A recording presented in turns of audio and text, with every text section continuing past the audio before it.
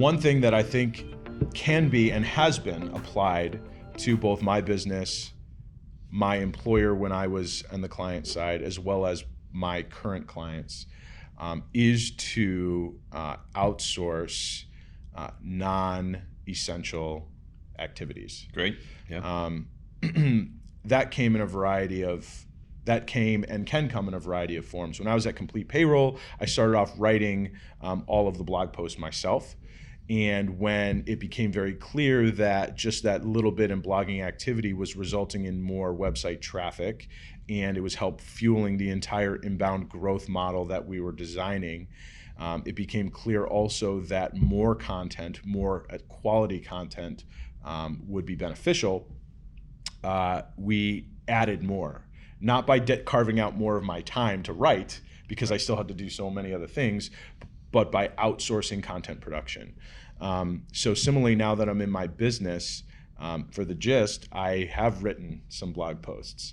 I've also I'm in the process of outsourcing a blog series on content strategy with a partner of mine that I have learned sees content the way I see it. And we've had a couple conversations. Excellent. We're very much in line in terms of like what we think is important to educate people on. And so she's actually in the process of developing that right now. What I've also done is I've outsourced some project management duties. So I have a partner that just helps me 5 to 10 hours a week, keeping track of projects, communicating back with clients, and doing some of the work that that is required to actually fulfill on our client projects. And that really helps me because, you know, if I want to grow, right. Or even if I just want to focus the majority of my attention on what I think I do best and where I think I can provide the most value, it's really hard to do everything all the time. Yeah. So I think that outsourcing non-essential tasks,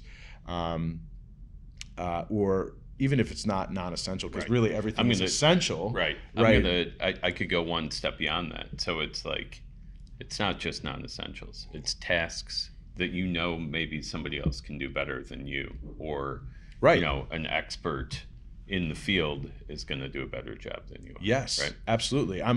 You know, and at first it's weird just kind of just accepting that, because as part of doing that, you're implicitly accepting that either I am not the best at this or I am not the best suited to do this. Right. So when you first do it, it maybe feels like, you know, is this a cop-out? Am I like not? But the reality is no. In fact, I found it to be the most responsible decision that I could make for myself, because again, I spend more time on the things that make the biggest impact for my business and my clients.